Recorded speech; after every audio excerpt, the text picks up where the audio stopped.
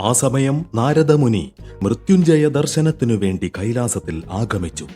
കൈകാലുകളും മുഖവും പ്രക്ഷാളനം ചെയ്ത് ശുദ്ധിയാക്കുന്നതിനു വേണ്ടി അദ്ദേഹം മന്ദാകിനി തടത്തിൽ ചെന്നപ്പോൾ കണ്ട കാഴ്ച മുനീശ്വരനെ അത്യന്തം കോപാകുലനാക്കി തീർത്തു. നഗ്നരായി പുണ്യഗംഗയിൽ സ്നാനം ചെയ്യുന്നത് തന്നെ പാപകരം. അതിലും വിശേഷിച്ച് നഗ്നരായി ഗംഗയിൽ രതിക്രീഡയാടി വിഹരിക്കുന്നത് അതിലേറെ അത്യന്ത പാപകരം. മദ്യമതം കൊണ്ട് ധർമ്മവും മനുഷ്യത്വവും മറന്ന് ബോധമില്ലാത്തവരെ പോലെ പെരുമാറിയ നിങ്ങൾ ബുദ്ധിയും ബോധവും ചേതനയുമില്ലാത്ത മരുതുമരങ്ങളായി തീരട്ടെ എന്ന് അദ്ദേഹം അവരെ ശപിച്ചു.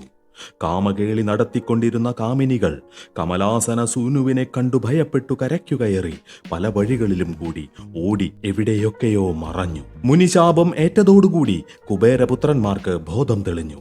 അവർ കരയ്ക്കു കയറി വസ്ത്രമെടുത്ത് അഞ്ജലീബദ്ധരായി അംബുജാസന തനയന്റെ മുമ്പിൽ വന്നു നമസ്കരിച്ച് ശാപമോക്ഷത്തിന് പ്രാർത്ഥിച്ചു.